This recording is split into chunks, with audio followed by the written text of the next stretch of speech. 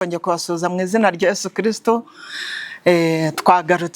Twagarutse turi kumwe n'umukozi w'Imana Reverend Peter, muri kumwe na Pastor Chantal kuri Ayera Ministries. Twongeye kugaruka, twari twarebye impamvu habaho ivuka rya Noheli. Twibaza Noheli ni iki. Ubu rero mu kanya tugiye kumva ese ni iki cyaranze iryo vuka ry'umwami wacu, byagenze gute. Rero Peter, watubwira uko byagenze icyo gihe. Imana ishimwe cyane, nongeye kubasuhuza kuri Ayera Ministry. Imana ibaho umugisha.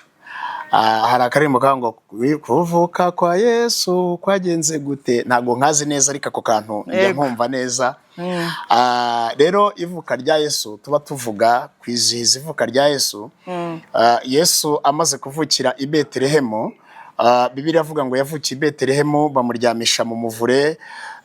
Hanyuma muri uko kuvuka kwe habayeho ikintu kitari gisanzwe.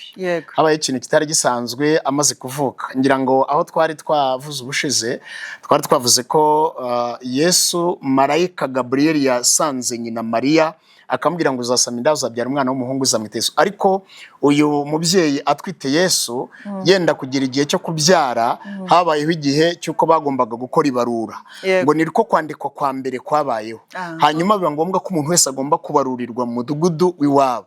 Hanyuma rero we ko Yosefu yavukaga ahantu bitaga i Nazareti, yagombaga rero kujyayo ajyana n'umubyeyi utwite. Bagezeyo, uyu mubyeyi afatwa n'inda, ariko afatwa n'inda bageze ahantu batari bubone hopitali, batari bubone ivuriro, batari bubone ikintu, ariko hari hafi y'abungeri. Buriya abashumba bavuze ikintu gikomeye, abashumba bavuze ikintu gikomeye cyane, gikomeye nubwo hari ukuntu abantu bamwe bajya batesha agaciro ibyo kuba umushumba cyangwa ubushumba, ariko abashumba ni ikindi kintu. Hanyuma ngo bajya aho hantu hari abungeri, hari abashumba. Bahageze indifata uyu mubyeyi aragenda abyarira uyu mwana mu muvure w'inka, aho inka zariraga zanyweraga amazi, umwami w'amahoro abari havukira. Amaze kuvuka hari abanyabwenge ngo bari Burasirazuba, babona inyenyeri. Bari babizi mu bitabo, bari babizi mu mateka ko umunsi iyo nyenyeri yabonetse hazaba havutse umwami. Noneho rero bo bibwiraga ko ari umwami ugiye kuza gusimbura ubwami bwa Herode, agakura abantu ku ngoma y'ingoyi ya Herode, kuko Herode yari afite ubutegetsi bumeze nk'ubw'igitugu. Noneho bo bavuga ngo tugiye gukeza umwami wavutse uje kudukura kuri iyi ngoma mbi ya Herode. Noneho bagenda bakurikiye ya nyenyeri, ariko ngo bageze hafi y'ibwami kwa Herode, ngo inyenyeri barayibura. Binjira kwa Herode bajya kubaza umwami wavutse. Ngo bageze kwa Herode ngo barabimubwira. Herode ayo makuru ntiyarayafite, kuko aba banyabwenge bari babizi, ariko Herode ntiyarabizi.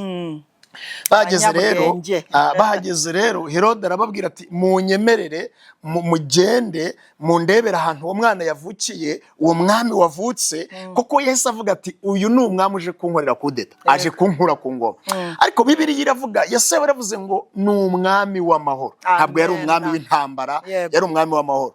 Niyo mpamvu abayuda bumvise ko yavutse baravuze bati tubonye umuntu uje kudukiza ingoma ingoma ya Herode, abayuda tukongera tukoroherwa. Imana ishimwe cyane. Noneho rero we aza atandukanye cyane n'ibyo bibwiraga. Yaraje kubakiza ingoyi ya Satani, yaraje kubakiza ingoyi ya Herode. Hanyuma rero Herode ngo atanga itegeko, aravuga ati abwira abanyabwenge ati mugende mu mundebere, nimurangiza mugaruke mumbwire, nanjye ndashaka kujya kumutura amaturo, ngende njye kumurana. Muri make icyo nabwira abantu nuko iyo hari igitangaza kigiye kuba, hari ikintu kikibanziriza gishaka kugira ngo kicyangize. Abantu ntabwo bajya bakunda kubimenya. Mbere y'igisubizo haza ikintu gisa nacyo, cyangwa hakaza intambara zikirwanya. Noneho rero Yesu yaraje gucungura abantu, kuko Satani yari yamaze kubashyira mu kantu k'akazitiro, avuga ati aba ndabafite. Amaze gukora ibyo byose, Satani yaravuze ati ndabafite bose, nta muntu n'umwe uzongera kuncika, ab'Imana yaremye nzabashyira ikuzimu mbagumane, n'abazapfa na byose. Yesu rero yaraje gukura abantu ku ngoyi ya Satani, no kuvana urubori rw'urupfu mu bantu, kuko umuntu amaze kurya kuri ya mbuto yari yaramaze kwakira gupfa, ariko Yesu yaraje gukuraho urupfu. Rero muri icyo gihe ikintu gitangaje cyangwa gikomeye cyabaye, ni ukuntu Herode ngo yamaze imyaka 2. Arangije ngo aricara aribaza, aravuga ati nshingiye igihe b'abanyabwenge baciriye hano, imyaka 2 irashize. None abanyabwenge bamaze kugera i Betelehemu, basanze Yesu yavukiye, ntabwo bongeye gusubira kwa Herode, ngo ahubwo baburijwe na marayika w'Imana mu nzozi. Inzira yo kwa Herode ntibayisubiramo, bahita baca indi nzira. Herode arategereza ko bazagaruka, araheba. Ibyo byari imbaraga z'Imana zikingiye uyu mwana. Ariko muri icyo gihe marayika ngo asanga Yosefu, aramubwira ngo vana umwana hano umuhungishe, mugende muri Egiputa, kuko Herode arimo aragenza ubugingo bwe ngo amwice. Ngo ahagurukana umwana na nyina, baragenda bajya muri Egiputa. Herode atanga itegeko ngo bice abana b'abahungu. Icyo gihe bica abana b'abahungu kuva ku myaka 2 kugeza ku mwana warayuvutse w'umuhungu. Ngo hicirwamo n'abana ba Rasheli, ngo bari baranze gukura. Ngo Rasheli ararira yanga guhozwa, ngindiro yumvikaniramo yose, ngo kubera ko Rasheli abana be ntibari impinja, ahubwo bari baragwingiye. Nicyo kintu cyabayemo, cyari kitoroshye mu ivuka rya Yesu. Ariko kandi kuko yarazanye misiyo ikomeye, Imana njya nkunda kubwira abantu, niba Imana yarahungishije umwana wayo igatanga inama zo kumuhungisha, n'abantu b'Imana ijya bahungisha. Yego. Igi kubwira ngo nyura hano ikaguhungisha igihe Satani agambiriye kukugirira nabi. Yaragiye rero ba muri Egiputa, bamarayo igihe. Hanyuma Herode amaze gupfa, ntabwo turaza kubyinjiramo cyane kuko tudafite umwanya muremure, ariko Herode amaze gupfa, marayika w'Umwami Imana arongera asubirayo, asanga Yosefu, aramubwira ngo noneho fata umwana na nyina ubasubize mu gihugu. Hari igihe umuntu ahunga akamera nk'uvuye mu gihugu, ariko Imana ikazamufata ikamusubiza mu gihugu. Umuntu ashobora kuba ari mu gihugu avukiramo, ariko mu buryo bw'umwuka, mu buryo bw'ubumana, akaba ameze nk'impunzi. Ariko Imana ijya igarura abantu mu gihugu, kandi ikongera ikabakomereza amasezerano. Imana ishimwe. Barongera rero bagaruka mu gihugu.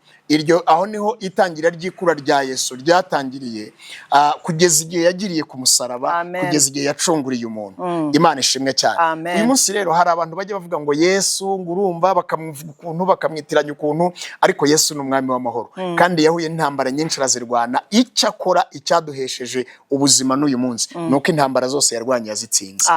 Imana ishimwe cyane. Rero Imana ibaho umugisha, kandi Imana ibagirire neza. Nubwo Herode yaba harafite ibintu ashaka kwica, ariko hari imbaraga z'Imana zitazamwemerera, kuko utarabonye Yesu ngo amugirire nabi, nta nubwo azabona abo Yesu yacunguye, kuko duhishwe mu maraso ya Kristo.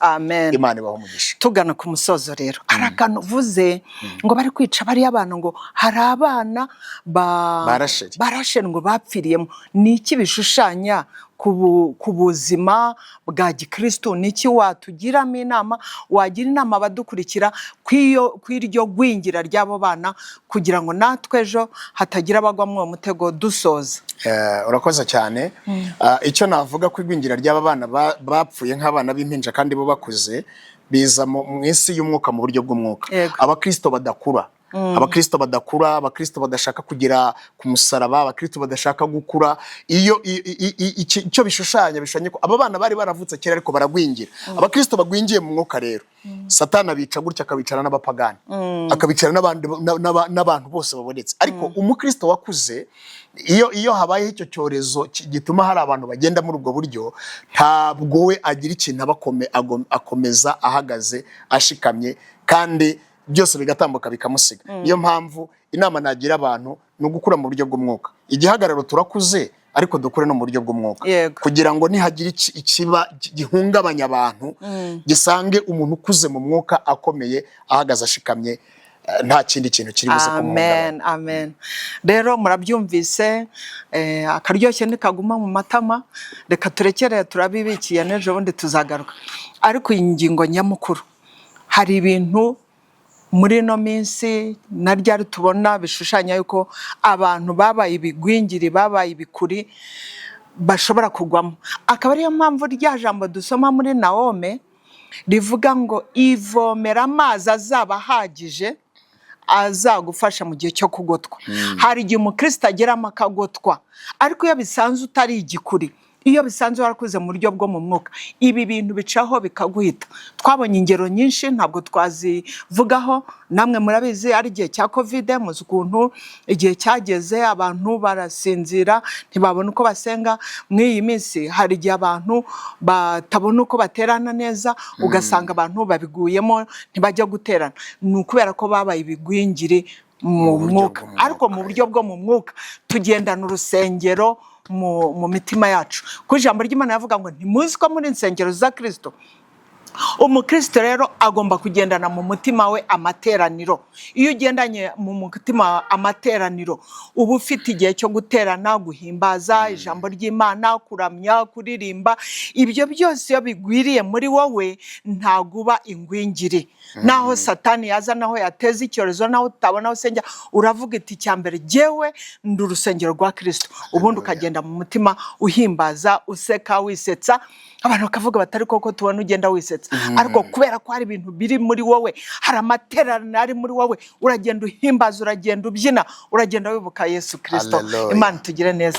Ndabifuza kutaba ingwingiri. Reka iyi Noheri ya none yongere dukuze mu buryo bwo mu mwuka, kugira ngo Kristo ubwo azasange duhagaze. Kuko ijambo ry'Imana riravuga ngo mbese ubwo Kristo azaza, umwana w'Imana naza, mbese azasanga abantu kwizera kigufite. Rero ndakwifuriza kwizera. Rero mbifurije n'umwaka mushya muhire 2025 tuwambukemo neza, dufata 2026 mu buryo bwo mu mwuka. Haleluya. Shalom, shalom, shalom. Shalom. Twabasezera tukababwira ngo Imana ibahe umugisha. nakagaruka, Imana ibahe umugisha. Amen. Amen.